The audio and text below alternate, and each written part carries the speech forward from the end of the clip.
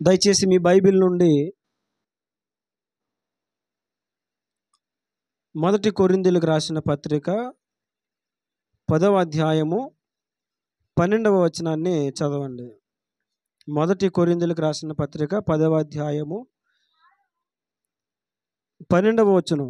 తాను నిలుచుచున్నానని తలంచుకొనువాడు ఎలాగా? మళ్ళీ చదువు.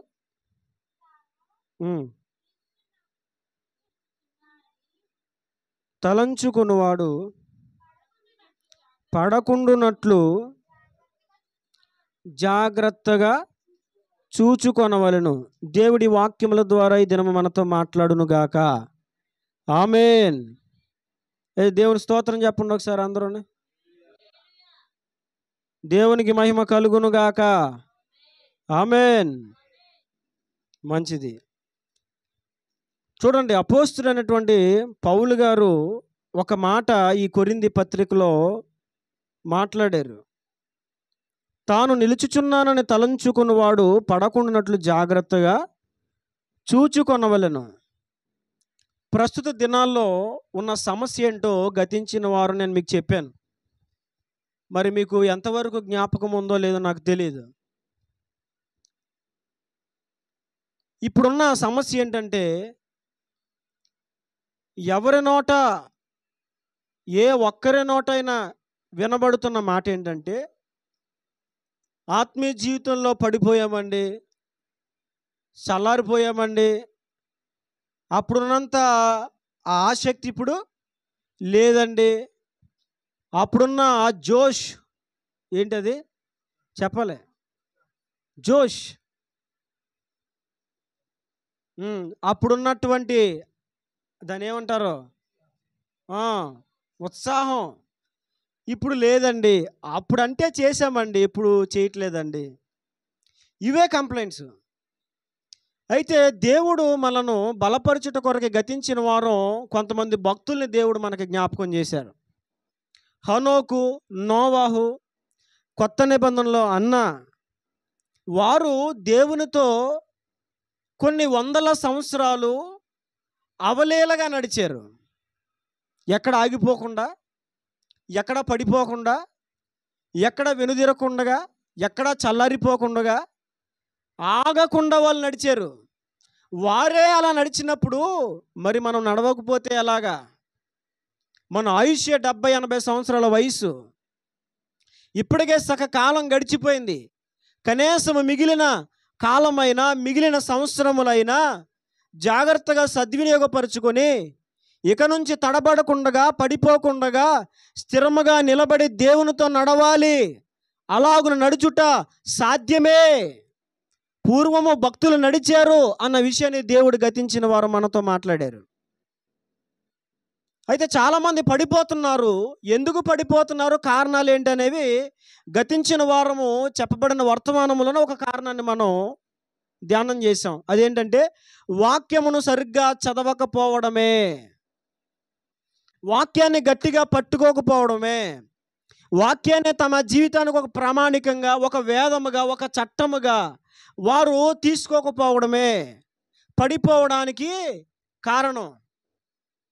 రెండవ కారణాన్ని ఈరోజు దేవుడు మనతో మాట్లాడుతున్నారు. అదేంటంటే, తాను నిలుచుచున్నానని తలంచుకున్నవాడు పడిపోకున్నట్లు జాగ్రత్తగా చూచుకొనవలెను. నేను నిలబడ్డాను అనుకుంటున్నవాడు పర్వాలేదు, నిలబడ్డాను, ఆత్మీయ జీవితంలో కొంచెం నిలబడ్డాను, పర్వాలేదు, తడబాట్లు లేవు అని అనుకునేవాడు పడిపోకుండా ఏం చేయాలి? జాగ్రత్తగా, పడిపోకుండానట్లు జాగ్రత్తగా చూచుకోవాలి. అంటే ఒకటి, పడిపోవడానికి గల కారణం వాక్యమును ప్రామాణికంగా, వాక్యాన్ని కేంద్రంగా చేసుకోకపోవడం, వాక్యాన్ని చదవకపోవడం, అదే లోపం. రెండవది ఏంటంటే, ఏమీ లేదు. దేవుడు మాట్లాడుతున్న రెండో విషయం ఏంటో తెలుసా? నీవు పడిపోవడానికి, నీవు చల్లారిపోవడానికి, నీవు ఆగిపోవడానికి కారణము రెండవది ఏంటంటే, నీ భక్తి విషయములో, నీ ఆత్మీయ జీవిత విషయములో జాగ్రత్త లేదు. ఏం లేదు. అందుకే పౌలు గారు, అపోస్తులుడైనటువంటి పౌలు గారు చాలా తేటగా మాట్లాడి ఆయన ఏమన్నారంటే, తాను నిలుచుచున్నానని తలంచుకున్నవాడు పడకున్నట్లు జాగ్రత్తగా చూసుకోవాలి. నిలిచిన నీవు నీ ఆత్మీయ జీవితం విషయమే జాగ్రత్త కలిగి ఉండాలి. జాగ్రత్త కలిగి లేవా ఏమైపోతావు? పడిపోతావు. ఎందుకు ఆత్మీయ జీవితంలో చాలామంది పడిపోతున్నారు? జాగ్రత్త లేదు. ఏమి లేదండి, జాగ్రత్త ఉండాలి. ఏముండాలి? ఆరోగ్య విషయంలో జాగ్రత్త మనకు ఉంటుంది. డబ్బు ఖర్చు పెట్టే విషయంలో కూడా జాగ్రత్త ఉంటుంది. బండి మీద వెళ్ళినప్పుడు కూడా జాగ్రత్త ప్రతి దాంట్లో చాలా జాగ్రత్తలు తీసుకుంటాం. ఆ మధ్యలో కరోనా వచ్చాక మనిషికి ఎన్ని జాగ్రత్తలు పెరిగిపోయినాయో మీకు తెలుసా? కొంతమంది ఎలా తయారో తెలుసా? ఈ కళ్ళబొల్లి మాటలు కాదు, నేను చూసిన మాటలు. కొంతమంది ఎలా తయారయ్యో తెలుసా? వాళ్ళ పిల్లలు స్కూల్ నుంచి ఇంటికి రాగానే అమ్మా నాన్న ఇంట్లోకి రానట్లేదు. ఆగు, అక్కడ ఎక్కడా? ఆగు, బట్టలు తీసే, ఎక్కడా? బయటే. చెప్పులది డైరెక్ట్ బాత్రూంలోకి వెళ్ళిపో. బండి వేసుకెళ్ళి వచ్చాడు అంక కొడుకు, బండాకెట్టు, బకెట్ నీళ్ళు అట్టుకెళ్ళి ముందు ఏం కడిగేలే. నిజమండి, ఇది నిజం. పర్టికులర్గా నేను చెప్పట్లేదు, ఎందుకంటే దొరికిపోతాను నేను. ఇది నిజం, నేను చూశాను కూడా. డ్యూటీకి వెళ్ళొచ్చారనుకో, ఇంట్లోకి వెళ్ళరు, బ్యాగ్ ముందు బయట పెట్టేసి అక్కడి నుంచే తువ్వాలు పట్టరా, తువ్వాలు, బాత్రూంలోకి వెళ్ళిపోయి స్నానం చేసి. ఈ కరోనా వచ్చిన తర్వాత ఎంత జాగ్రత్త పెరిగిందో. ఆ మాటకు వస్తే నేను జాగ్రత్త తీసుకుంటాను. నాకు జలుబు చేసి, ఇంతకుముందు పెద్ద పట్టించుకునేవాడిని కాదు, నాకు జలుబు చేసిన, జ్వరం వచ్చినా చాలా జాగ్రత్త తీసుకుంటున్నాను. ఎందుకు చెప్పండి, చెప్పండి. అదిగో ఉన్నాడు కదా పిడుగు ఆడలా ఉన్నాడు, కానీ పిడుగు మామూలు పిడుగు కదండి. అసలు ఉద్యోగం ఏంటో మీకు రాత్రులు చూపిస్తాడు పిడుగు. నాకు జ్వరం వచ్చినా, జలుబు చేసినా నేను అన్ని గమ్ముని ఎత్తుకోవడానికి ప్రయత్నం చేయను. అసలు ముద్దయితే అస్సలు పెట్టుకోనండి. ఎందుకని? ఇప్పుడు అన్నీ కూడా వైరల్ ఫీవర్సే కదా. ఒకరి నుంచి ఒకరికి జలుబైనా ఏదైనా సరే అది ఒకరి నుంచి ఒకరికి ప్రాకేస్తూ ఉంటుంది. జాగ్రత్త. మరి ఇన్ని విషయాల్లో జాగ్రత్త తీసుకునే మనము మరి మన ఆత్మీయ జీవిత విషయంలో జాగ్రత్త తీసుకోవద్దా? ఒకప్పుడు నీలో ఆసక్తి ఉంది, ఒకప్పుడు భక్తి చేసావు, ఒకప్పుడు ప్రార్థన చేసావు, ఒకప్పుడు వాక్యం చదువు, ఎంత ఉజ్జీవంగా ఉన్నావు. ఈరోజు నా చల్లారిపోయావు. కారణం ఏంటో తెలుసా? జాగ్రత్త లేదు నీకు. నీ భక్తి విషయంలో, నీ ఆత్మీయ జీవిత విషయమే నీకు జాగ్రత్త లేదు. జాగ్రత్త ఉంది, ఎందుకు పడిపోతావు? ఎందుకు చల్లారిపోతావు? ఎందుకు వెనకబడతావు? జాగ్రత్త లేకే. కొంతమంది డబ్బుల విషయంలో ఎంత జాగ్రత్త, అసలు రూపాయి బయటికి తీరు, రూపాయి బయటికి. అంటే ఇంకొకటిలే, కొంతమంది డబ్బులు దోబరాగా ఖర్చు పెట్టే వాళ్ళు ఉన్నారు. అవసరానికి కూడా కొంతమంది ఏం చేయరండి, డబ్బులు బయటికి తీరండి. ఎందుకు చెప్తున్నానంటే డబ్బుల కోసం ఎంత జాగ్రత్త, డబ్బుల విషయమే ఎంత జాగ్రత్త. సరే, మంచిదే, డబ్బులు జాగ్రత్తగా వాడుకో, మంచిదే. మా అమ్మగారు కూడా, ఇప్పటికీ మా అమ్మగారు డబ్బుల విషయంలో చాలా జాగ్రత్తగా ఉంటారు తెలుసా. బయటికి వెళ్తే ఒక వాటర్ బాటిల్ కొనుక్కొని ఒప్పుకోరు మా అమ్మగారు. ఇప్పటికే ఒప్పుకోరండి. ఇంటి దగ్గర నుంచి పట్టుకెళ్ళచ్చు కదా, దారిలో 20 రూపాయల బాటిల్ కొనాలా? నిజమే. అంటే ఈ విషయాల్లోనే ఎంత జాగ్రత్త ఉంటే మరి మన ఆత్మీయ జీవిత విషయంలో ఏది జాగ్రత్త? ఎక్కడుందో జాగ్రత్త? ఆ జాగ్రత్త లేక ఈ రోజున ఆత్మీయ జీవితంలో చాలామంది పడిపోతున్నారు. ఈ మాట మాట్లాడింది ఎవరో? తాను నిలుచుచున్నానని అనుకునేవాడు పడిపోకుండా జాగ్రత్తగా చూసుకోవాలని చెప్పింది ఎవరో? పౌలు గారు చెప్పడమే కాదు, ఆయన ఏమన్నారో తెలుసా? ఆ ముందు అధ్యాయంలో 9వ అధ్యాయంలో 27వ వచనంలో ఆయన ఒక మాట మాట్లాడారు. చూడండి, గాలిని కొట్టినట్లు నేను పోరాడుట లేదు కానీ ఒకవేళ ఇతరులకు ప్రకటించిన తర్వాత నేనే భ్రష్టుడినైపోదునేమో, నేనే పడిపోదునేమో, నేనే చల్లారిపోతానేమో, నేనే వెనుదిరిగిపోతానేమో, నేనే ఆగిపోతానేమో, నేనే భ్రష్టునైపోతానేమో, నేనే పాపిగా మారిపోతానేమో, చెప్పింది నేనే పాటించనేమో అని నా శరీరమును నలగగొట్టి దానిని లోపరుచుకొనుచున్నాను. దేవునికి మహిమ కలుగును గాక. ఎవరు మాట్లాడారు ఈ మాట? పౌలు గారు, అపోస్తులుడైనటువంటి పౌలు గారు మాట్లాడిన మాట. తాను నిలుచుచున్నానని చెప్పుకునేవాడు పడిపోకుండా జాగ్రత్తగా చూసుకోవాలరా బాబా. అంతెందుకు, అనేకులకు ప్రకటించిన మీద నేనే భ్రష్టునైపోతానేమోనని నా శరీరం నలగొట్టుకుని దాన్ని నేను లోపరుచుకుంటున్నాను. ఎవరు మాట్లాడారు చెప్పాలి? ఎవరండి? అంటే పడిపోకుండా మనల్ని పడేసేది మన శరీరమే. తెలుసా మీకు? మనల్ని పడేసేది ఏంటండి? మన శరీరమే మనలను పడేస్తుంది. మన శరీరమే మనలను పతన మార్గంలోనికి నడిపిస్తుంది. జాగ్రత్త. మన శరీరము, మీ శరీరం విషయమై, మీరు నా శరీరం విషయమై నేను జాగ్రత్తగా ఉండకపోతే పడిపోవడానికి ఈ దేహమే కారణమవుతుంది రేపు. అందుకే పౌలు గారు అంటారు, ఒకవేళ నేను పడిపోతానేమో, ఈ శరీరం నన్ను పడేస్తుందేమో అని చెప్పి నా శరీరమును నేను నలగగొట్టుకుంటాను. అంటే పౌలు గారు ఏం చేస్తున్నారు? సుత్తట్టుకుని ప్రతిరోజు నెత్తి మీద టక టక టక టక టక టక టక టక అని బాదుకుంటున్నాడా? చెప్పండి, చెప్పాలి. లేకపోతే కింద పడుకుని ఒక 20 కేజీల రాయలు, 30 కేజీల రాయలు, కాటారాలు నెత్తి మీద, ఒంటి మీద పెట్టేసుకుంటున్నాడు ఆయన. అలా నలగొట్టుకుంటు. అది కాదు నలగొట్టుకోవడం. ఉపవాసములు, జాగరణములు, ఆకలి దప్పులు, ఇంకా శరీరము ఎలా నలుగుతుందో తెలుసా? నిందలు, అవమానములు. ఇవన్నీ ఏం చేస్తాయి? శరీరాన్ని నలుపుతాయి. పౌలు గారు తన శరీరాన్ని తానే నలగగొట్టుకొని లోపరుచుకుంటున్నాడు. అంటే ఆయన చెప్పడమే కాదు, తన ఆత్మీయ జీవిత విషయమై, ఆత్మీయ జీవితంలో పడిపోకుండా ఉండే ఆ విషయం కొరకై ఆయన తన శరీరమును తానే అదుపు చేసుకుంటున్నాడు. నీ శరీరం నువ్వు ఎలా అదుపు చేసుకోగలుగుతావు? ఏమండి, శరీరం ఎలా అదుపు అవుతుంది? ఒకరోజు భీమవరం వెళ్ళాం. ఫ్యాట్ వాయింతాడు ఆయన.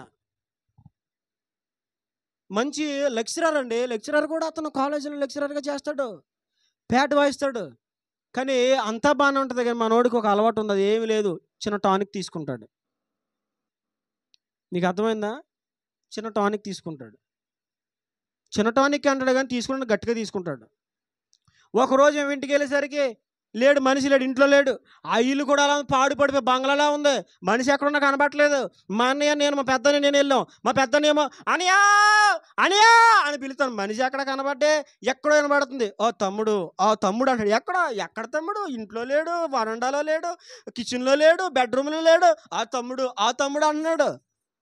ఎక్కడ అని వాళ్ళ ఇంట్లో నుంచి బయటకు వచ్చి ఇంటి వెనకాల అలా అలా నడుచుకుంటూ వెళ్ళి తొప్పులు ఆ తొప్పుల దగ్గర అక్కడ ఉన్నాడు. మేము వెళ్ళేసరికి ఏం చేద్దాం తెలుసా? స్టడీ అలా కొట్టుకుంటున్నాం మేము వెళ్ళేసరికి. నిజం. అంటే ఇప్పుడు నువ్వు కొట్టేసుకుంటే శరీరం స్టడీకి వచ్చేస్తుందా? తాగిన అలాగే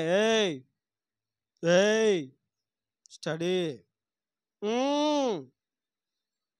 అంటానే ఉంటాడు, ఆడు ఊగుతూనే ఉంటాడు. మేము వెళ్ళేసరికి బాధేసుకుంటున్నాడు, భుజాల మీద దబా గుద్దేసుకుంటున్నాడు. స్టడీ అని. ఎలా నలుగుతుంది శరీరం? ఉపవాసము, జాగరణము, మెలకువగా ఉండడం అలవాటు చేసుకోవాలి. ఎలా అలవాటు చేసుకోవాలి? అందుకే రోజు ఉండకపోయినా నెలకొక మారైనా ఉండండి అయ్యా అమ్మా అని చెప్పి ఆన్లైన్ ప్రేయర్ పెట్టాం. ఇంకా ఆ రోజు కూడా మనోళ్ళు వేసి ఆసనాలు, ఆ యోగావాడు కూడా ఏడు ఆసనాలు, మనోళ్ళు వేసి ఆసనాలు. ఆ యోగావాడు కూడా ఎక్కడికి వచ్చి నేర్చుకోవాలి. ఇప్పుడు మన ఆసనాలు పేపర్లో ఆయన ఆసనం వేసాడు ప్రేయర్లో. ఏ ఆసనమో తెలుసా? మనిషి కుర్చీలో ఉంటాడు కానీ తలకే కనబడదు, ఆసనం వేసాడు. మనిషి నిజం, మనిషి కుర్చీలోనే ఉంటాడు కానీ తలకాయ, ఆ తలకాయ ఎలా వంగిందంటే వెనక మరి కుర్చీలో పడుకొని బుర్ర వెనక్కేటేసాడు. ఇంకా ఇక్కడ నుంచి ఇదే కనబడుతుంది, ఇది కనబడుతుంది, బుర్ర ఎక్కడ పోయింది? ఆసనం, మనోలేసి ఆసనం. కానీ ఆ విధానంలో ఆ ప్రకారముగా మన శరీరమును మనము నలగొట్టుకోవాలి. జాగ్రత్త లేకపోవడమే పడిపోవడానికి గల కారణమని చాలా స్పష్టంగా దేవుడి దినం మనతో మాట్లాడుతున్నాడు. ముందున్న ఆసక్తి నీకు ఇప్పుడు ఎందుకు లేదు? ముందున్న శ్రద్ధ నీకు ఇప్పుడు ఎందుకు లేదు? ముందున్నటువంటి ప్రార్థన ఆత్మ ఆసక్తి, ప్రార్థన అనుభవము ఈరోజు నీకు ఎందుకు లేదు? అప్పుడు వాక్యం చదివావు, ఇప్పుడు ఎందుకు చదవలేకపోతున్నావు? అప్పుడు నిలబడ్డావు, ఇప్పుడు పడిపోయి ఎందుకు పడిపోతున్నావు? అప్పుడు నడిచే దేవునితో ఇప్పుడు ఎందుకు చల్లారిపోతున్నావు? జాగ్రత్త ఉందా? నీ ఆత్మీయ జీవిత విషయమే నీకు జాగ్రత్త ఉందా? జాగ్రత్త పడుతున్నావా? నీ ఆత్మీయ జీవితాన్ని కాపాడుకునే విషయంలో నీ ప్రార్థన జీవితము, ఉపవాస జీవితము, భక్తి జీవితము, వాక్య ధ్యాన జీవితము కాపాడుకునే విషయంలో జాగ్రత్త ఉందా? ప్రతి విషయంలో జాగ్రత్త తీసుకుని నువ్వు భక్తి విషయంలో ఎందుకు జాగ్రత్త తీసుకోవు? నీ ఆత్మీయ జీవిత విషయం ఎందుకు జాగ్రత్త తీసుకోవు? ప్రయాసపడితే ఫలితం కలుగుతుంది. ఏది మనం ఒక నాన్ స్టాప్గా ఒక వారం రోజులు ఒక నెల రోజులు చేస్తాం భక్తి, ఆ తర్వాత మరలా అసలు కనబడం. మళ్ళీని సీజన్ భక్తి. ఏ భక్తి అది? సీజన్ పళ్ళు వస్తాయి కదా, సీజన్ పళ్ళు. అలాగా ఏ భక్తి మందే? ఇప్పుడు సీజన్ భక్తి ఈ రోజుతో అయిపోద్ది. సీజన్ భక్తి ఈ రోజుతో అయిపోద్ది. ఇప్పుడు సీజన్ భక్తి మొన్న స్టార్ట్ అయింది కదా, ఈ రోజుతో ఏమైపోద్ది? సీజన్ భక్తి. ఈ రోజు ఇంకా క్రీస్తు నేడు లేచెను, ఈ రోజుతో అయిపోద్ది. మన శుక్రవారమే మన వాళ్ళు అందరూ వెళ్ళిపోయి ఎక్కడ సమాధులు కడిగి వెళ్ళిపోయి శుభ్రం కడిగేసి దొరిలేసి అక్కడ నానా రభస చేసేసి అక్కడ ఈ రోజుతో ఏమంటారో లేపేస్తారు. ఇప్పుడు రోజు లేపేసారు, తెల్లారి లేపేశారు అలా దేవుణ్ణి. ఎవరినే? మన వాళ్ళు లేపేశారు. క్రీస్తు నేడు లేచెను, హల్లెలూయా.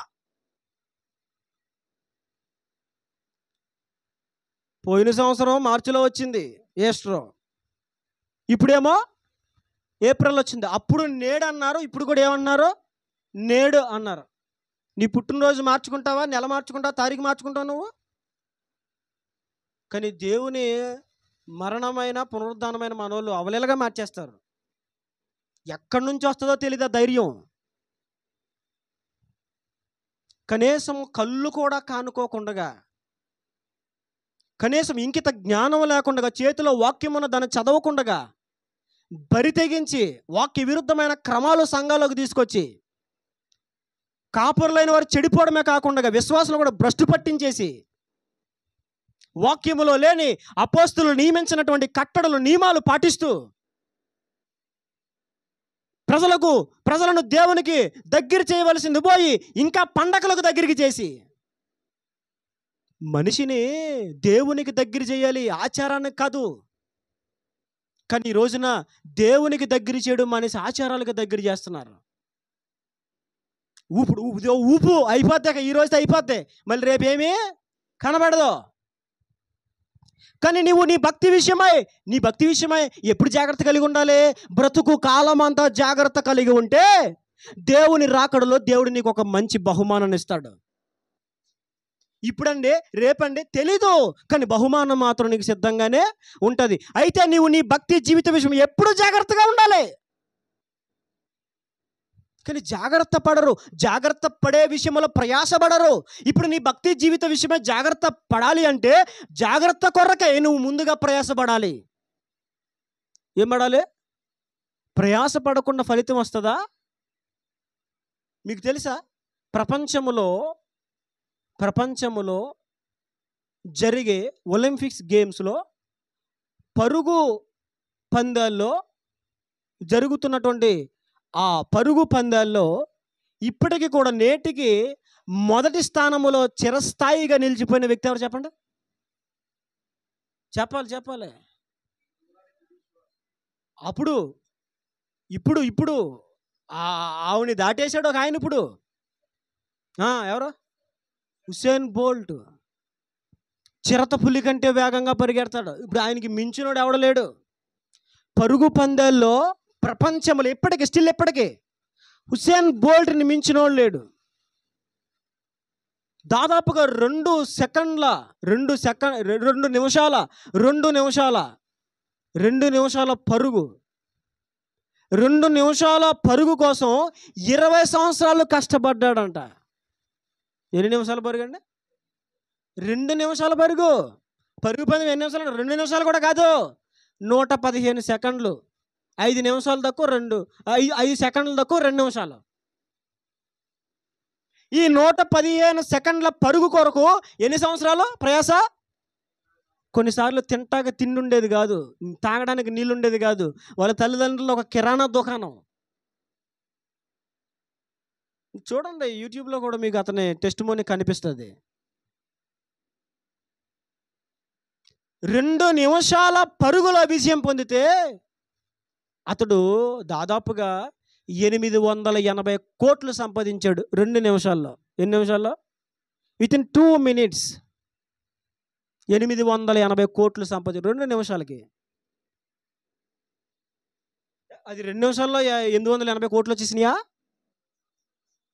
ఎంత కష్టపడ్డాడు? అతను రన్నింగ్ చేసినప్పుడు కుడికాలు షూ ఎడంకాలు షూ కుడికాలుకి వేసుకునేవాడంట. మనం మామూలుగా ఉన్న కాలుకు ఒక షూ నిదానంగా వేసుకొని పరిగెత్తలేం మనం. ఒకరోజు నేను అలాగే పడ్డా. రైల్వే స్టేషన్లో మా వాడు ఒకటి చెప్పాడేసాడు, మా అక్కల బాబు. ఆడి చెప్పు కోసం నేను వెనక పరిగెత్తుకెళ్ళి ట్రైన్ వెళ్ళిపోతుంది. ఆ ట్రైన్ కోసం నేను పరిగెత్తేసరికి మొత్తం దేకేసి ప్యాంట్ చిరిపోయింది. ఇదిగో ఇదే ప్యాంట్ ఈరోజు వేసుకున్నాను. సాక్ష్యం కూడా ఎక్కడ ఉంది, ఇదిగో. మళ్ళీ కుట్లు వేయించుకున్నాను, పేదోడు కదా. ఇదిగోండి, రైల్వే స్టేషన్లో మొత్తం దేకేసాను.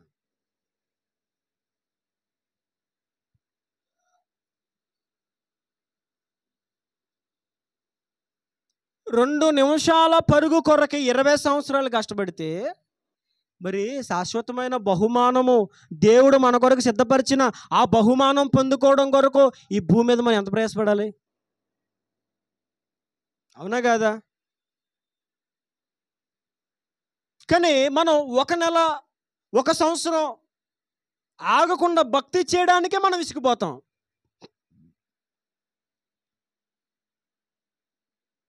$880 కోట్లు ఒకేసారి 2 నిమిషాల పరుగులో సంపాదించగలిగాడంటే కారణం ఏంటి? అతడు పడిన ప్రయాస పడితేనే ఫలితం ఉంటుంది. ప్రయాస లేకుండా ఫలితం అనేది రాదు. ఇప్పటికి ప్రపంచంలో మన భారతదేశం ఒక్కసారే పరుగు పందెంలో స్వర్ణ పతకాన్ని పొందింది, ఒక్కసారే భారతదేశం.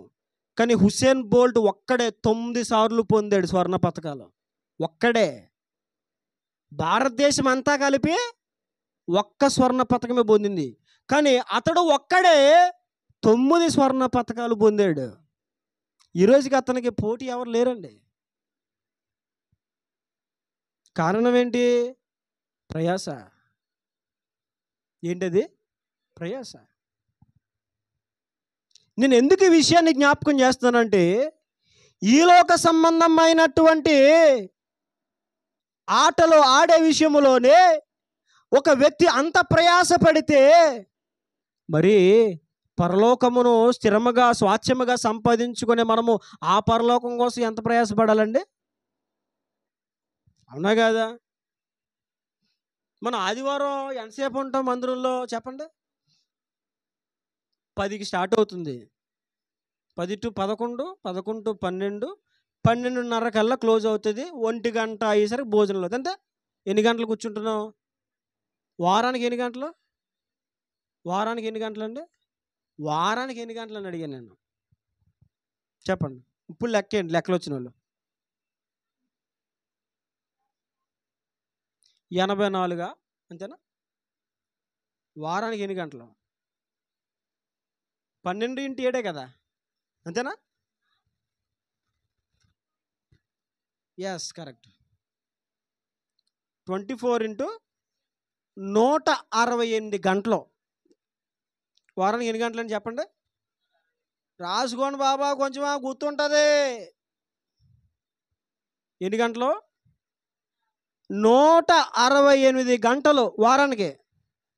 మనము దేవుని సన్నిధిలో గడిపేది ఎన్ని గంటలు? 168. మనం గడిపేది 3. ఇంకెన్ని గంటలు మింగేస్తున్నావు నువ్వు? 165 గంటలు దేవుని సన్నిధిలో. 3 గంటలు. ఆ 3 గంటలు కూడా గడిపేసి, ప్రభా నీ మందిరంకి వచ్చేసాను, నీతో గడిపేశాను. అయ్యో బాబోయ్, దేవుడు కనుక లెక్కలు తీస్తే ఆ లెక్కల్లో మొత్తం ఫెయిల్ అయిపోతాం అప్పుడు మనం.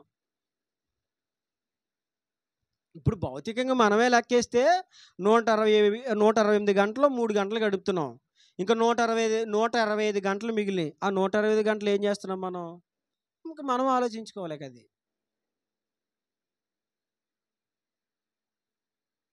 ఎందుకు ఆత్మీయ జీవితంలో పడిపోతున్నామో? జాగ్రత్త లేక. లోకములో పరుగులెట్టే వాళ్ళే ఎంతో ఒక కమిట్మెంట్తో పరిగెడుతున్నారు. లోకములో ఆటలాడే వాళ్ళే ఎంతో కమిట్మెంట్గా ఆడుతున్నారు. లోకములో ఉద్యోగాలు చేసే వాళ్ళే ఎంతో కమిట్మెంట్తో ఉద్యోగాలు చేస్తున్నారు.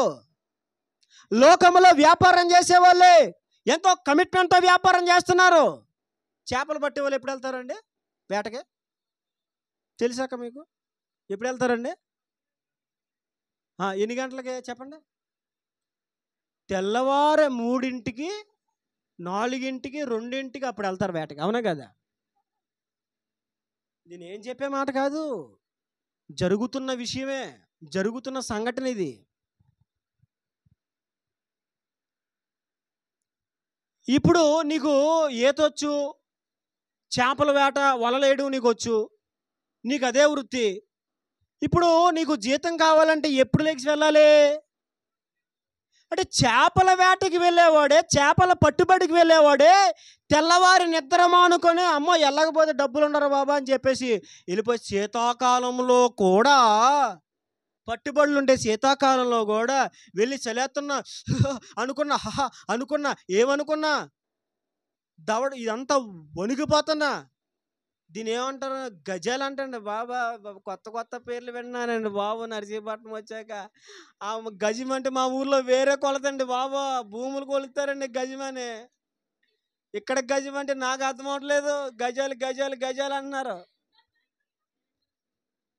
మావాడు పుట్టాక ఆ పదమూడు తెలిసింది నాకు. మావాడు చిన్నప్పుడు ఏడ్చాడు అనేవాడు.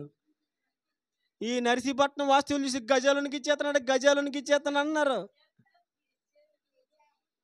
మరి గజాలు ఏటో గజాలు. ఇక ఏమైనా సరే తెల్లవారి వెళ్ళాల్సిందే. అవునా కాదా? చూడండి, ఇప్పుడు చెప్పుకోవడానికి మనకు చాలా సరదాగా, చాలా నవ్వుగా ఉంది, కానీ దీన్ని కొంచెం సీరియస్గా తీసుకుంటే మనకి ఎంత ఆశీర్వాదం.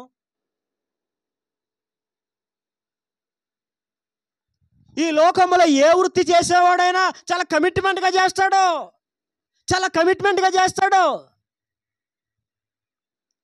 మరి నీ భక్తి విషయమై నీకు కమిట్మెంట్ లేదా? జాగ్రత్త లేదా? జాగ్రత్త ఉండాలి. జాగ్రత్త లేనప్పుడే పడిపోతామని పౌలు గారు చెప్తున్నారు. తాను నిలిచి ఉన్నానని తలంచుకునేవాడు పడకున్నట్లుగా జాగ్రత్తగా చూసుకోవాలి. జాగ్రత్త లేకపోవడమే కారణం పడిపోవడానికి. ఒక కారణం ఏంటి? వాక్యలోపం. పడిపోవడం రెండవ కారణం ఏంటి? జాగ్రత్త లేకపోవడం. మరలా అడుగుతున్నాను, మీ భక్తి విషయమే మీకు జాగ్రత్త ఉందా? మీ ఆత్మీయ జీవిత విషయమే జాగ్రత్త ఉందా? ప్రతి విషయంలో జాగ్రత్త ఉంటుంది. భక్తి విషయమే జాగ్రత్త ఏది? ప్రార్థన విషయంలో జాగ్రత్త ఏది? వాక్యం చదివే విషయంలో జాగ్రత్త ఏది?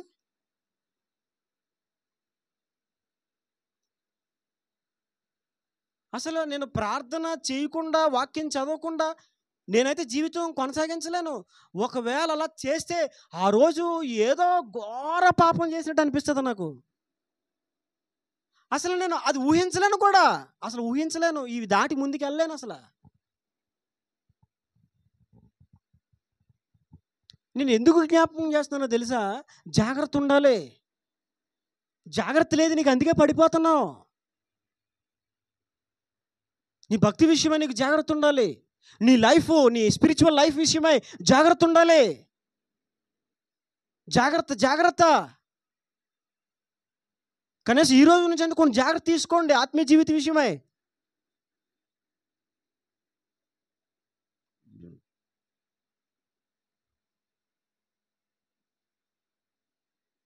పడిపోవడానికి మూడో కారణం ఏంటో చూద్దాం, చూడండి బైబిల్లో నుంచి. సామెతల గ్రంథం 12వ అధ్యాయము 3వ వచనం. సామెతల గ్రంథం 12వ అధ్యాయం 3వ వచనం. భక్తిహీనత వలన ఎవరును స్థిరపరచబడరు, నీతిమంతుల వేరు కదలదు కదలదు కదలదు. నీతిమంతుల వేరేమవుదో కదలదు. అయితే భక్తిహీనత వలన ఎవడు భక్తిలో స్థిరం లేకపోవడానికి, భక్తిలో పడిపోవడానికి, భక్తిలో జారిపోవడానికి, భక్తిలో చల్లారిపోవడానికి గల కారణం ఏంటంటే భక్తిహీనతే. ఒకటి వాక్యలోపం, రెండవది అజాగ్రత్త, మూడవది భక్తిహీనత. పడిపోవడానికి మూడో కారణం ఏంటి చెప్పండి? చాలా ప్రాముఖ్యమైన విషయాలండి. ఆత్మీయ జీవితంలో పడిపోవడానికి కారణం ఏంటి? భక్తిహీనత. భక్తిహీనత. భక్తిలో పడిపోవడానికి గల కారణం ఏంటంటే భక్తిహీనతే. మొదటిదేంటి? వాక్యలోపం, రెండవది అజాగ్రత్త, మూడవది భక్తిహీనత. భక్తిహీనత అంటే ఏంటి? స్థిరముగా దేవునితో సహవాసం చేయకపోవడం భక్తిహీనత. భక్తిహీనతకు 3 వివరణలు నేను చెప్తాను, వినండి. ఒకటి, దేవునితో స్థిరమైన సహవాసం చేయకపోవడమే. ఇప్పుడు భక్తిపరుడని ఎవరినంటారు? చెప్పాలి. ఏమంటే భక్తిపరుడని ఎవరినంటారు? మానకుండగా, విడవకుండగా, బాధ అయినా, కష్టమైనా, శ్రమైనా, నిందైనా, ఎక్కడున్నా, ఏం చేస్తున్నా మానకుండా దేవునితో సహవాసం కలిగిన వారు. ఒరేడు భక్తిపరుడురా బాబు. ఎక్కడున్నా సరే ప్రార్థన మాండి, ఎక్కడున్నా వాక్యం మాండి, ఎక్కడికున్నా దేవుని మందిరం మాండో. వాళ్ళు ఏమంటారు? భక్తిపరులు అంటారు. గుర్తొచ్చినప్పుడు ప్రార్థన చేసుకుని, గుర్తొచ్చినప్పుడు మందిరంకి వెళ్ళి, గుర్తొచ్చినప్పుడు వాక్యం చదువుకుంటూ, గుర్తొచ్చినప్పుడు పాటలు పాడుకుంటూ ఉంటే వాళ్ళు ఏమంటారు? చెప్పండి. ఏమంటారండి? అంతేనా? అంతే కదా. ఇప్పుడు నేను సొంతంగా ఏం చెప్తున్నానా? భక్తిపరుడు అంటే వాడు నిత్యము మానక దేవునితో సహవాసం కలిగి ఉంటాడు. భక్తిహీనుడు అంటే అప్పుడప్పుడు వారాలకు ఒకసారి ప్రార్థన చేసుకుంటాడు, అంతే. అర్థమవుతుందా? వారానికి ఒకసారి ప్రార్థన చేసుకుంటాడు, అది కూడా మందిరంలోనే అందరితో పాటు కూర్చొని, ప్రభా నీ సన్నిధికి వచ్చాను ఆయన, మరి ఇంతకాలం కాపాడావు, నీ స్తోత్రం, మరి నీ సన్నిధికి వచ్చాను, నువ్వు మాట్లాడు, గట్టిగా మాట్లాడు అంటాడు. అప్పుడు వీళ్ళేమంటారు? భక్తిహీనులు. ఈ భక్తిహీనత వల్లనే పడిపోతారు అని బైబిల్ చెప్తుంది. భక్తిహీనులు స్థిరపరచబడరు. భక్తిహీనత ఉన్నప్పుడు ఆత్మీయ జీవితంలో మనకు స్థిరత్వం ఉండదు. ఒకటే, భక్తిహీనత అంటే ఏంటి? స్థిరమైన భక్తి జీవితము జీవించకపోవడం భక్తిహీనత. భక్తిహీనతకి రెండవ నిర్వచనం నేను జ్ఞాపకం చేస్తాను, వినండి. భక్తిహీనతకి రెండవ నిర్వచనం తెలుసా? భక్తిహీనత అనేది అంటే భక్తిలో మనం పడిపోయే పరిస్థితులు ఎప్పుడు వస్తాయి తెలుసా? స్థిరంగా భక్తి చేయనప్పుడు. రెండవది, భక్తిలో ఎందుకు పడిపోతామో చెప్పనా? భక్తిహీనుల సహవాసం. ఏ సహవాసం అండి అది? చెప్పాలి. ఏ సహవాసం? భక్తిహీనుల సహవాసం. ఎందుకు మనం భక్తిలో పడిపోయి భక్తిహీనం అయిపోతాం? మూడో మాట నేను జ్ఞాపకం చేస్తాను, చూడండి బైబిల్ నుండి. 2వ తిమోతిలకు రాసిన పత్రిక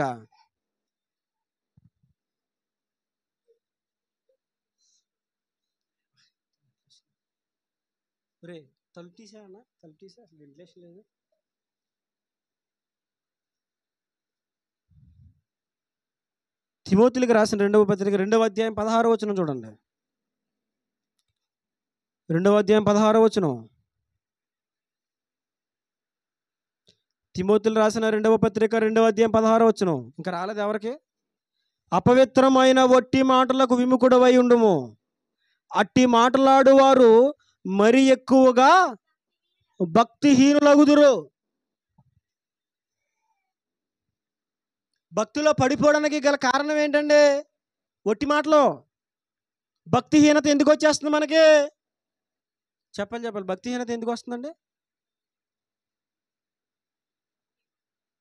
చెప్పాలి. ఏ మాటలు అవి? వట్టి మాటలు. భక్తిలో చల్లారిపోవడానికి, భక్తిలో దిగజారిపోవడానికి, భక్తిలో వెనకబడిపోవడానికి, భక్తిహీనత వచ్చేయడానికి గల కారణం ఏంటంటే ఒట్టి మాటలు. ఒట్టి మాటలు అంటే ఏంటి? ఒట్టి మాటలు అంటే ఏంటి? నోటికొచ్చింది మాట్లాడడం. ఏంటండి అది? నోటికొచ్చింది ఊరకనే మాట్లాడకూడదండి. కొంతమంది ఊరకనే అలా మాట్లాడుతూనే ఉంటారు. నేను చూస్తూ ఉంటానండి ట్రైన్ ఎక్కినప్పుడు. నేను ఒక ఆమెను చూశానండి బాబు. ట్రైన్ ఎక్కాం. ఎక్కడ? వైజాగ్లో ట్రైన్ ఎక్కాం. మేము తాడేపల్లిలో దిగాం. ఈవిడి ఎక్కడ మొదలుపెట్టింది? ఎక్కడ ఎక్కడ ఎక్కడ వైజాగ్లో మొదలుపెట్టిందండి.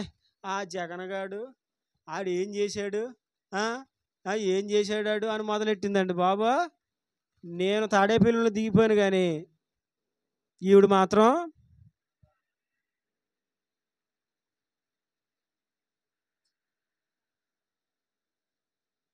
నాకు తలపోటు ఒకటే తక్కువ. పక్కన వాళ్ళందరినీ కలిపేస్తుంది. సీట్లో కూర్చున్న వాళ్ళందరినీ కదిపేసి ఏం చేశాడండి జగన్? ఏం చేశాడు? ఇక అలాంటి ఆవిడ ఇలాగ తగులుకుంటే ఎలా అవుతారా?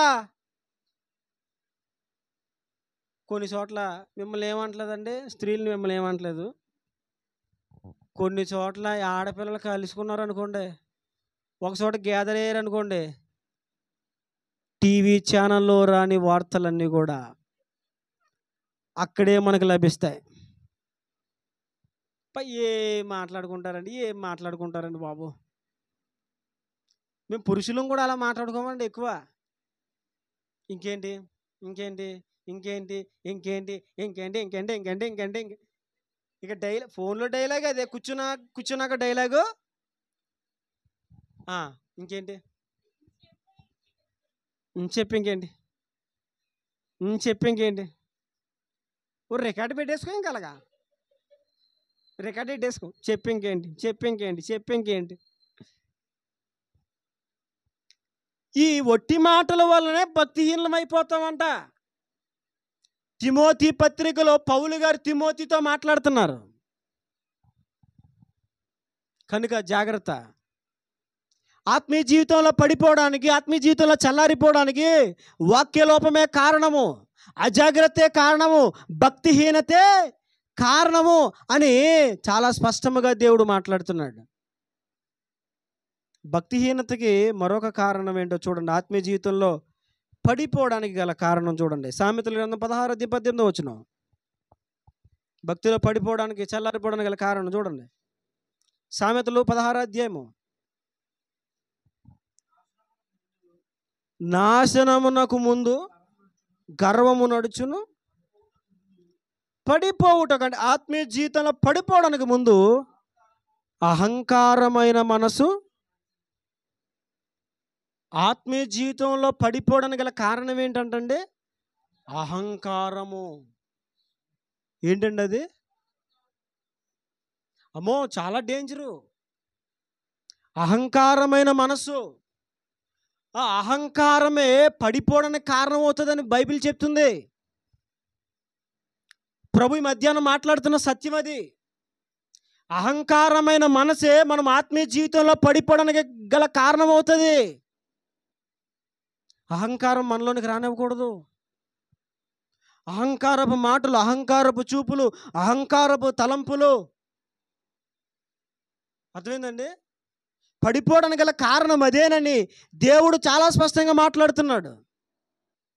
ఏమి రాకూడదు మనలో? అహంకారం వచ్చిందా ఏమైపోతాం మనం?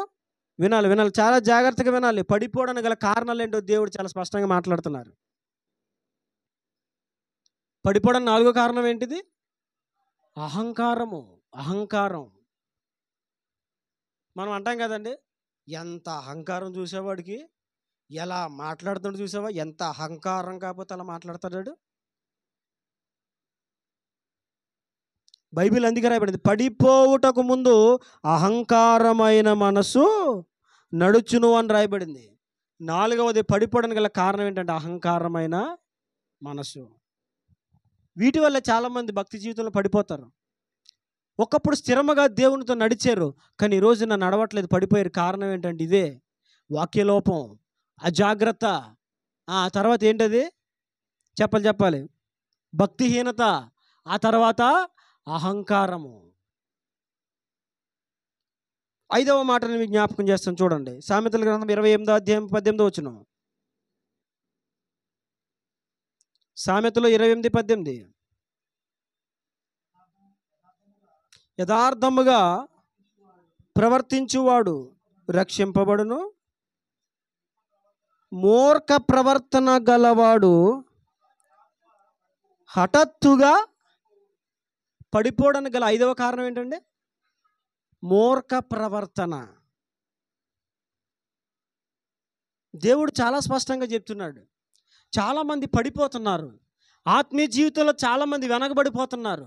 ఆత్మీయ జీవితంలో ముందున్న స్థితిలో లేరు, ఉండాలి అని బైబిల్ చెప్తుంది. ఆత్మీయ జీవితంలో ఏ స్థితిలో ఉండాలి? మునుపు ఏ స్థితిలో ఉన్నావో, మునుపు దేవునితో ఎలాంటి సహవాసం కలిగి ఉన్నావో, మునుపు దేవుని ఎంతగా ప్రేమించావో, మునుపు నీ భక్తి స్టాండర్డ్ ఏంటి, మునుపు నువ్వు కొనసాగించిన నీ ఆసక్తి ఏంటి, అది ఉండాలి. అందుకనే ప్రకటన గ్రంథంలో దేవుడు చాలా స్పష్టంగా మాట్లాడారు. చూడండి, ఆ వాక్యాన్ని మనం చూద్దాం.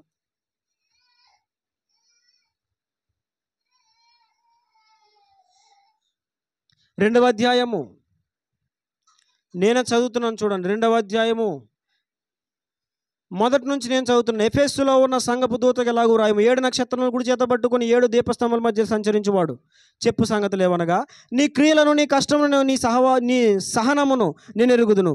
నీవు దుష్టులను సహింపలేవనియు, అపోస్తులు కాకయే తాము అపోస్తులమని చెప్పుకొని వారిని పరీక్షించి వారు అబద్ధికులని నీవు కనుగొంటువనియు. చూడండి, నీవు సహనము కలిగిన నామము నిమిత్తము భారము భరించి అలయలేదని నేను ఎరుగుదును. అయినను మొదట నీకుండిన ప్రేమను నీవు వదిలితివి. మొదట నీకుండిన ప్రేమను నీవు వదిలితివి. నేను నీ మీద తప్పు ఒకటి మోపవలసి ఉన్నది. అక్కడ ఎఫెసు సంఘము గురించి దేవుడు చాలా శ్రేష్టమైన మాటలు మాట్లాడారు. ఆయన ఏమని మాట్లాడారు?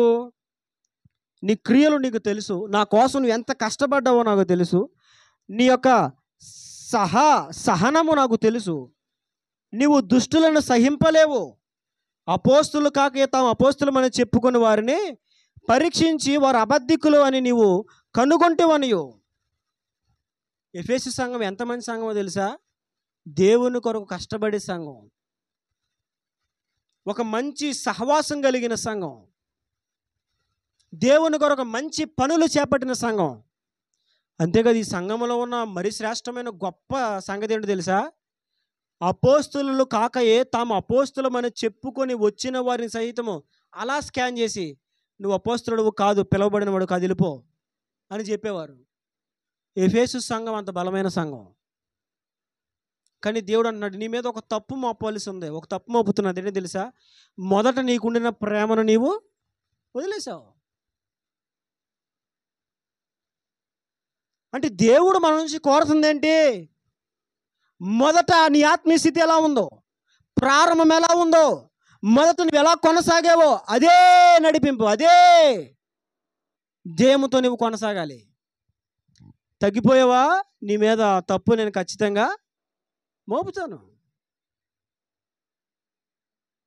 అందుకే దేవుడు మనతో మాట్లాడుతున్న మాట ఏంటంటే, మునుపు మనము కలిగి ఉన్న ఆత్మీయ జీవితం, మునుపు ఎలా అయితే స్థిరపడి ఉన్నామో, ఎలా అయితే దేవునితో కొనసాగామో అలాగే కొనసాగాలి, పడిపోకూడదు. ఎందుకు పడిపోతున్నాము? కారణం ఏంటో దేవుడు మాట్లాడుతున్నాడు. అహంకారమైన మనసు, పడిపోతున్నాం. కారణం ఏంటి? మూర్ఖ ప్రవర్తన.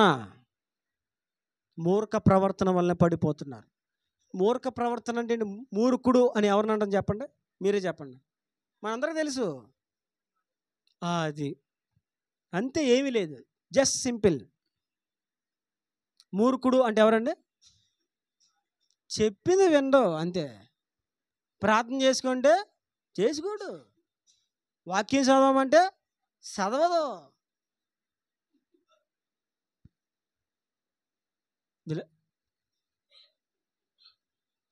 ఇది నవ్వుకుంటున్నారండి, ప్రార్థనలో వినండి. వాళ్ళు ఏమంటారు? రమ్మంటే, చేయమంటే, వెళ్ళమంటే ఉండమంటే అది కాదంటే వినరు. వాళ్ళు ఏమంటారు? మూర్ఖుడు, మూర్ఖురాలు. దేవుడు మాట్లాడేది ఏంటి తెలుసా? మూర్ఖ ప్రవర్తన కలిగి ఉండకో, చెప్పగానే విను. చెప్పగానే వినే స్వభావం నీకు లేకపోతే పడిపోతావు. నీ పడిపోవడానికి గల కారణం నీ మూర్ఖ ప్రవర్తనే. ఎన్నిసార్లు చెప్పాలి? దేవుడు ఎన్నిసార్లు మాట్లాడాలి? మాట్లాడిన వెంటనే లోబడేవాడు సాత్వికుడు. ఎన్నిసార్లు మాట్లాడిన విననివాడు మూర్ఖుడు. ఇక దీనికి స్పెషల్ అబ్జర్వేషన్ ఏమీ లేదు. చెప్పగానే వినేవాడు సాత్వికుడు, విధేయత కలిగిన వాడు, దీన మనసు కలిగిన వాడు, ఎన్నిసార్లు చెప్పినా విననివాడు, పదే పదే చెప్పించుకునేవాడు మూర్ఖుడు. మూర్ఖ ప్రవర్తన కలిగిన వారే పడిపోతారని బైబిల్లో రాయబడింది. మూర్ఖ ప్రవర్తన గలవాడు హఠాత్తుగా, ఎలాగా? హఠాత్తుగా.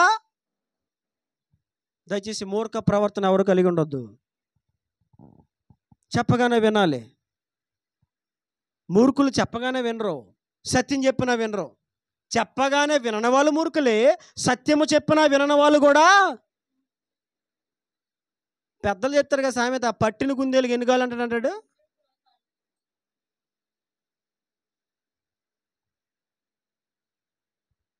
పట్టిన కుందేలుకి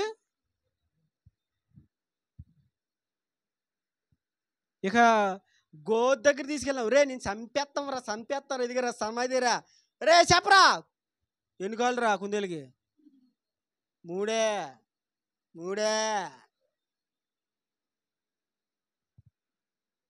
సత్యము తెలుసుకోకుండా, నమ్ముకున్న సిద్ధాంతమే రైట్ అన్నట్లుగా, చెప్పింది వినకుండగా, ఇలా చేస్తే తప్పేంటి, ఇలా చేస్తే తప్పేంటి అని మాట్లాడుతున్నావు అంటే నువ్వు మూర్ఖుడు. కాకపోతే ఎవడవు నువ్వు? అవునా కాదా? సత్యము చెప్పగానే, ఇది వాక్యానుసారమైనదని చెప్పగానే లోబడకపోతే నువ్వు మూర్ఖుడు. కాకపోతే ఎవడవు నువ్వు? మూర్ఖుడు హఠాత్తుగా పడిపోతాడని బైబిల్ రాయబడి ఉంది. పడిపోవడానికి గల ఇంకో కారణం ఏంటండి? మూర్ఖత. ఇంకో కారణాన్ని మనం చూద్దాం, పడిపోవడానికి గల కారణం ఏంటో. హెబ్రీయులకు రాసిన పత్రిక 4:11.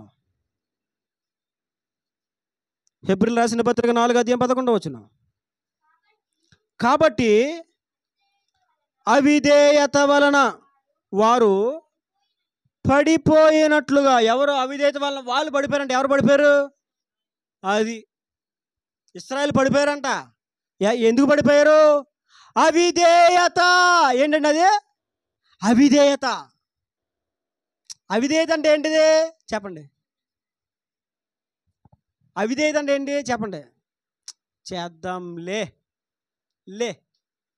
అదే అవిధేయత అంటే. అర్థమైందా? మీకు అర్థమైనట్టుగా చెప్తున్నాను నేను. అవిధేయత అంటే ఏంటి? చేద్దాంలే అనండి. ఒకసారి అనండి అందరూనే. చెప్పండి. ఏంటది? చేద్దాంలే. ఏం లేదు, చేస్తావు కానీ ప్రార్థన చేయండి, చేద్దాంలే. అయిపోయింది, క్లోజ్. ఏంటది? అవిధేయత. ఇశ్రాయేలు అలాగే. దేవుడు ఇది చెప్తున్నాడు, ఇలా పాటించాలంటే అవునా? చేద్దాంలే కానీ చేసేవారు చేద్దాంలే. అవిధేయత అంటే ఇదే. దేవుడు ప్రేరేపింపగానే, దేవుడు మాట్లాడగానే వెంటనే దాన్ని చేయడం విధేయత. నువ్వు తర్వాత చేసిన ముందు చేద్దాంలే అంటావు కదా, అది అవిధేయత. దాన్ని ఏమంటారు? దయచేసి అవిధేయతగా ఉండొద్దు. చెప్పగానే ఏం చెయ్యాలి, అది విధేయత. అవిధేయత వలన ఇశ్రాయేలీయులు పడిపోయారని దేవుడు వాక్యములో స్పష్టంగా రాయించారు ఆయన. అవిధేయత వల్లనే పడిపోయారు. వాళ్ళు పడిపోవడానికి మరో కారణం కదా అవిధేయతే, ఏమీ లేదు, జస్ట్ నిర్లక్ష్యం. ఏమీ లేదు, దేవుడు అలా చెప్తా చేద్దాంలే. అవిధేయత అంటే ఏమీ లేదు, దేవుడు చెప్పిన కొంచెం ఎక్స్ట్రా చేయడం అంతే. సౌలు అవిధేయత చూపించలేదా? సౌలు అమాలేకుల మీదకి వెళ్ళి పూర్తిగా నిర్మూలన చేయమంటే జస్ట్ కొన్ని బాగా బలిసినవి కొవ్వినవి కడగా ఉంచాడు, పర్వాలేదు. అర్థమైందండి? చిన్న విధేయత, ఏమిలే చిన్న విధేయత. చిన్న అవిధేయత ఎంత ప్రమాదానికి గురి చేస్తుంది. 6,03,550 మంది కాల్బలంలో ఇద్దరే కనాను చేరారు యుద్ధ వీరుల సంఖ్యలో. మిగిలిన వాళ్ళు ఏమైపోయారు? మాయమైపోయారంటే కారణం ఏంటి? అవిధేయతే. కాబట్టి అవిధేయత మనం కలిగి ఉండకూడదు. అవిధేయతే పడిపోవడానికి కారణం అవుతుంది ఆత్మీయ జీవితంలో.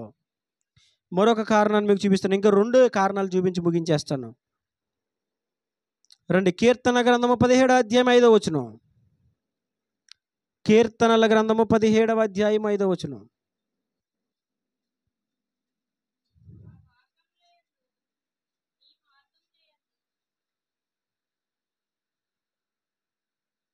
కీర్తనలు 64:8. కీర్తనలు 64:8. కూలెదరు వారు కూలుటకు వారి నాలుకే పడిపోవడానికి కారణం ఏంటండి? ఏది? నాలుక చిన్న అవయవమైనను అది బహుగా అదిరిపడునని ఉంది బైబిల్లో. నాలుక ఏంటది? చిన్న అవయవము, అది బహుగా ఆదరిపడుతుంది. ఎక్కువ గొడవలు రావడానికి కారణం ఏంటి చెప్పండి? ఇదే, నాలుగుకి నరం లేదంట. ఏమి లేదండి, ఇది ఎలా అయినా తిరుగుతుంది. ఇది పక్కన పటా పటా పటా పటా పటా అలాడుతున్నటువంటి పళ్ళ మధ్యలో డ్యాన్స్ అవుతుంది అది. అవునా కదా? ముక్క నవ్వులు ఆ నవ్వులుతున్న అది గది లోపల అలా డ్యాన్స్ వేసుకుంటుంది తప్ప అస్సలు రాదు పళ్ళల్లోకి. అవునా కదండి? నాలుక చిన్న అవయవమైన బైబిల్లో రాయబడింది. అది ప్రకృతి చక్రానికే చిచ్చు పెడుతుందంట. దేనికి? ప్రకృతి చక్రానికే చిచ్చు పెట్టేస్తుంది. ఏది? ఇది నాలుక. మన నాలుక అంత ప్రమాదకరమైనది. మనం పడిపోవడానికి గల కారణం ఏంటి? నాలుకే. కనుక నాలుగు జాగ్రత్త. చాలాసార్లు నాలుగు సరిగ్గా దగ్గర పెట్టుకోక పడిపోతాం ఆత్మీయ జీవితంలోనే. నేను ఆత్మీయ జీవిత ప్రారంభంలో దేవునితో ఒక మాట అనుకున్నాను. తీర్మానం చేసుకోలేదు, కానీ ఒక మాట అనుకున్నాను. బాబా ఎక్కువ మాట్లాడకూడదు, తక్కువే మాట్లాడాలి అని అనుకున్నాను. కానీ తెలియకుండానే మాటలు మళ్ళా వచ్చేస్తున్నాయి. ఆ మాటలు మళ్ళీ నన్ను ఎక్కడ తీసుకెళ్ళని అనుకున్నారు? భక్తిహీనతలోకి తీసుకెళ్ళిపోతున్నాయి. గమనించుకున్నాను. అమ్మో, నేను మాట్లాడకూడదు అనుకున్నాను, మాటలు పెంచాను, అందుకే భక్తిహీనత వచ్చేస్తుంది. బైబిల్లో దేవుడు రాయించిన మాట అది ఒట్టిది కాదు, ప్రతిదీ కూడా సత్యమే. ఒకసారి ఆలోచించి, ఒకవేళ నువ్వు పడిపోవడానికి గల కారణం నాలుకేనేమో. అవసరం ఉంటే మాట్లాడలేదు, నోరు మూసుకుని ఉండు. ఒకవేళ ఎవరితో మాట్లాడినా జాగ్రత్తగా, జ్ఞానయుక్తంగా ఎదుటి వ్యక్తిని బట్టి ఆలోచించుకొని మాట్లాడు. అంతేగాని ఇష్టానుసారం నోరుందని చెప్పి ఏంట్రా ఏ అన్నావు అనుకో, ఏమైపోద్ది? అక్కడ పెద్ద గొడవ అయిపోద్ది. అదే నాలుగును మనం కాపాడుకుంటే, చెప్పాలి, నాలుగును కాపాడుకుంటే సేఫ్ అండి. సేఫ్. ఎందుకో తెలుసా? పడిపోవడానికి నాలుగే కారణమని దేవుడు చెప్తున్నారు. చివరగా పడిపోవడానికి కారణం ఏంటో చివరిగా ఒక మాట అని జ్ఞాపకం చేస్తాను. చూడండి, హోషేయ గ్రంథం 14వ అధ్యాయం 1వ వచనం. హోషేయ 14:1 చివరి మాట.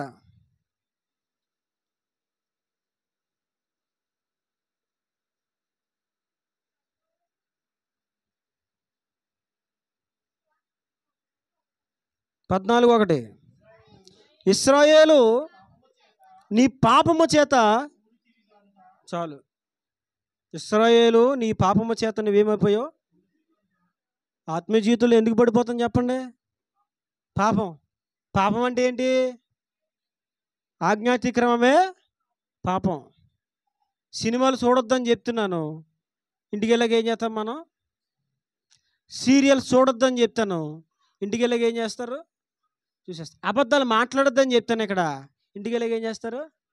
సినిమా పాటలు మనం పాడకూడదని చెప్తాను, ఇంటికి వెళ్ళిన తర్వాత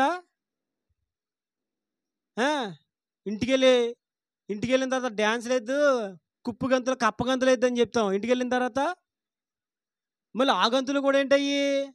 ఏ గంతులు? జాగ్రత్త, నడ్డుందని ఎలా తిప్పామనుకో దేవుడు నడ్డుని పట్టుకుంటాడు. చాలా జాగ్రత్త, దేవుడిచ్చిన జీవితాన్ని చాలా జాగ్రత్తగా దేవుని కొరకు వాడాలి. ఇప్పుడు పాపం అంటే ఏంటి?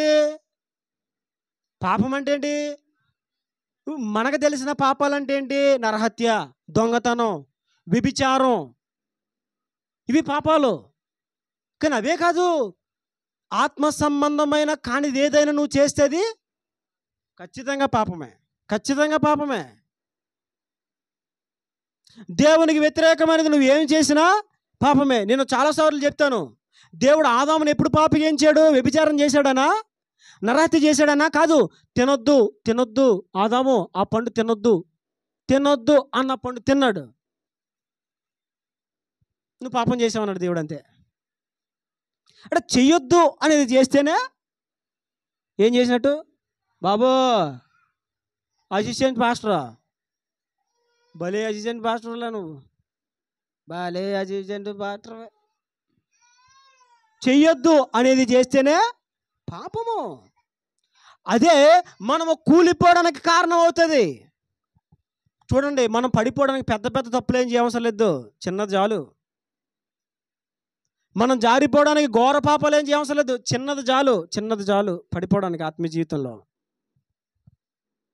ఒక 8 కారణాలు దేవుడు చెప్పాడు పడిపోవడానికి గల కారణాలు ఏంటి? చూడండి, మొదటి నుంచి నేను మరలా జ్ఞాపకం చేసి ముగిస్తాను. భక్తి జీవితము, ఒక 9 కారణాలు మీకు చెప్పాను మొన్నటి వారం నుంచి. వాక్యలోపం, రెండవది అజాగ్రత్త, మూడవది భక్తిహీనత, నాలుగవది అహంకారమైన మనసు, ఐదవది మూర్ఖ ప్రవర్తన, వినాలి వినాలి, ఆరవది అవిధేయత, ఏడవది నాలుక, ఎనిమిదవది పాపము. రాసుకున్నారా? అవన్నీ రాసుకున్నారా? పని గుర్తుపెట్టుకున్నారా? చాలా ప్రాముఖ్యమైన విషయాలు ఇవి. ఒక వ్యక్తి విశ్వాస జీవితములో, భక్తి జీవితములో వెనకబడిపోవడానికి, చల్లారిపోవడానికి గల కారణాలు, పతనమైపోవడానికి గల కారణాలు వాక్యములో దేవుడు చాలా స్పష్టంగా వ్రాయించాడు. కాబట్టి జాగ్రత్త కలిగి ఉండాలి. అహంకారము రాకుండా చూసుకోవాలి, భక్తిహీనత లేకుండా చూసుకోవాలి. తర్వాత ఇంకేం చేయాలి? మూర్ఖ ప్రవర్తన లేకుండా చూసుకోవాలి, అవిధేయత లేకుండా చూసుకోవాలి, నాలుగు జాగ్రత్త పెట్టుకోవాలి. ఏ పాపము దరికి చేరకుండా జీవితాలు. ఒక్క పాపము చూడండి, నీలో ఉన్న చిన్న పాపము ఉంటే చాలు, ఆ పాపమే అపవాదికి ఉనికి పట్టుగా మారిపోద్ది. ఏంటది? నీలో ఉన్న చిన్న పాపమే అపవాదికి ఉనికి పట్టుగా మారిపోతుంది. మీకు విషయం చెప్పనా? అపవాదికి చోటు ఇవ్వాలి అంటే ఘోర పాపము చేయవలసిన చిన్న పాపము చాలు. చిన్న పాపం చేసావా, ఇల్లంతా నువ్వేం అప్పగచ్చక్కర్లేదు, ఆడికి ఇంటి తాళం ఇచ్చినట్టే. అర్థమైందండి? చిన్న తప్పు చాలు. నేను శరీరం అంతా అప్పగించలేదుగా, శరీరం అంతా అప్పగించలేదులే, తాళం మాత్రం ఇచ్చావు. తాళం పట్టుకెళ్ళి దొంగోడు చేతులు పెట్టారంట మనోళ్ళు. ఎక్కడా? ఇప్పుడు తాళం వేసావు, ఇంటి తాళం వేసావు, ఇంటి తాళం వేసినోడు అండి, అర్థమవుతుందా? ఇప్పుడు ఇంటి తాళం వేసాను నేను. ఇక్కడ ఇంటి తాళం వేసి కిటికీ తీసుంది. ఏం తీసుంది? ఈ కిటికీలో నెట్టాను అంటే అర్థం ఏంటి? దొంగోడా రారా రారా, కిటికీలో తాళం ఉందరా, తీసుకుని లోపలికి వచ్చారా. ఇంటి తాళం వేసిన మనిషిని నేను ఇంటి తాళం ఎక్కడ పెట్టాలి? పడుకునే గదిలోనో దొంగోడికి అందని ప్రాంతంలో తగిలించాలి. నేను ముందు తాళాలు ఇక్కడ పెట్టేవాడిని, ఇక్కడ ఎక్కడ ఇక్కడ ఇక్కడ ఒకటి కొట్టాను, కబోర్డు చిన్నదే. అప్పుడు జాషువా ఒకటి బుక్ చేస్తే కబోర్డు అది ఇక్కడ కొట్టాను, దాన్ని తగిలిచ్చేవాడిని తాళాలు. ఎక్కడ ఇక్కడ కిటికీ అక్కడ తీసే ఉంటుంది. చూశాను ఒకరోజు, అరే దొంగోడి చేతికి తాళం ఇచ్చినట్టు ఉంటుందిగా అనుకొని ఇక్కడ ఉంది తీసి వెనకాల పెట్టాను. ఇప్పుడు ఆ దొంగోడు వచ్చిన అక్కడ ఏమవుతాడికి కనబడదు. అదే తాళం పట్టుకొచ్చి అక్కడ పెట్టాను అనుకో, ఇక్కడ పెట్టాను అనుకో, ఆడు కిటికీలో నుంచి చూస్తాడు. ఫస్ట్ దొంగోడు వచ్చినప్పుడు ఎక్కడి నుంచి చూస్తాడు? చెప్పాలి ఎక్కడి నుంచి చూస్తాడు? తలుపు దగ్గరికి వచ్చి నేను వచ్చాను, దొంగోడిని వచ్చాను, తలుపు తీ అంటాడా? మరి ఏం చేస్తాడు? ఆ కిటికీ సందులు ఎత్తుకుంటాడు, కిటికీ సందులో చూస్తాడు, అలా చూస్తాడే. నువ్వు తాళం ఎక్కడెట్టి ఎక్కడ పడుకున్నావు ఏంటనేది చూస్తాడు ఆడు. తాళం దూరంగా పెడితే సేఫ్. తాళం ఆడు కంటి ముందు పెట్టామనుకో ఏమైపోతుంది? అంతా దోచుకెళ్ళిపోతాడు. అదవుతుంది. ఇంట్లో నేనే ఉన్నానుగా అంటే కుదరదు, తాళం జాగ్రత్త పెట్టుకోవాలి. ఒక్కడు చాలు. ఆడికి తాళం దొరికిందా, ఆడికి తాళం దొరకాలంటే నువ్వేం చేయక్కర్లా, చిన్న తప్పు చేతి చాలు ఆడికి తాళం దొరికేస్తుంది. ఎవరికి? సాతానుడు తాళం దొరకాలంటే చిన్న తప్పు చాలు. నువ్వు చిన్న తప్పు చేసావా, ఆడి చేతిలో తాళం వెళ్ళిపోయినట్టే. తాళం ఆడి చేతికి వెళ్ళిందా ఇక మొత్తం గదే, మొత్తం ఇల్లంతా ఆడిదే. కూర్చుంటాడేక కూర్చొని అంటాడే, ఇల్లు నాదే, నేను రిజిస్ట్రేషన్ చేసుకున్నాను, నేను వెళ్ళను అంటాడు. కనుక జాగ్రత్త. ఆత్మీయ జీవితంలో పడిపోకుండా ఉండాలంటే ఏమి చెయ్యాలో దేవుడు చాలా తేటగా మాట్లాడారు. మీరు ఎంతవరకు రాసుకున్నారో, ఎంతవరకు గుర్తుపెట్టుకున్నారో నాకు తెలియదు. చెప్పండి, పడిపోవడానికి గల కారణాలు అని చెప్పండి. అన్ని కారణాలు చెప్పాలి మీరు. ఇప్పుడు అన్ని కారణాలు చెప్తేనే వదులుతాను, లేకపోతే వదలను. భోజనం పెట్టను, భోజనం పెడతానులే, పెట్టకుండా ఉన్నాం. కానీ చెప్పండి చెప్పండి చెప్పండి.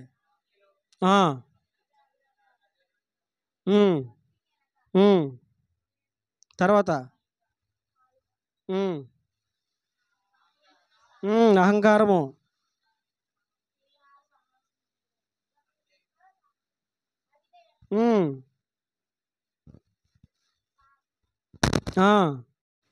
ఇంకా